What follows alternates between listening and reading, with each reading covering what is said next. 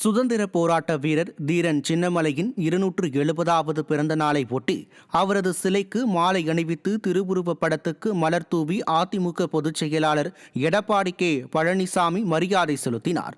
சென்னை கிண்டி திருவிக நகர் தொழிற்பேட்டை வளாகத்தில் சுதந்திர போராட்ட வீரர் தீரன் சின்னமலையின் திருவுருவ படத்திற்கு மலர் தூவியும் திருவுருவ சிலைக்கு மாலை அணிவித்தும் அதிமுக பொதுச் செயலாளர் எடப்பாடி கே பழனிசாமி மரியாதை செலுத்தினார்.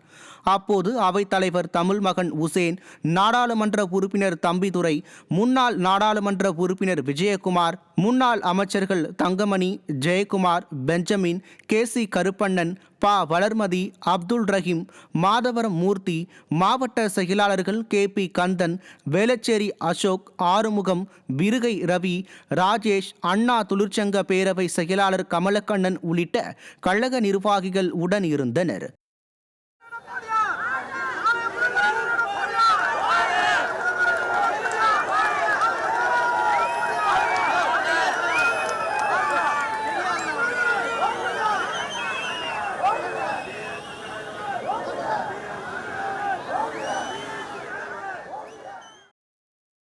சுதந்திர போராட்ட வீரர் தீரன் சின்னமலை பிறந்த நாளை ஒட்டி அதிமுக பொதுச் செயலாளர் எடப்பாடி கே பழனிசாமி அவரை நினைவு கூர்ந்துள்ளார்.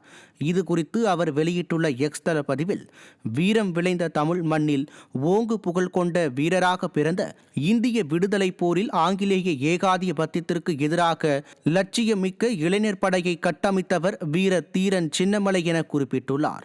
மேலும் ஆங்கிலேயரை விரட்டியடித்த ஓடாநிலை கோட்டையின் ஒப்பற்ற மாவீரன் தீரன் சின்னமலையின் பிறந்த நாளில் அவர் தம் தியாகத்தையும் வீரத்தையும் போற்றி வணங்குவதாக அதிமுக பொதுச் செயலாளரும் சட்டமன்ற எதிர்க்கட்சித் தலைவருமான எடப்பாடி கே பழனிசாமி தெரிவித்துள்ளார்.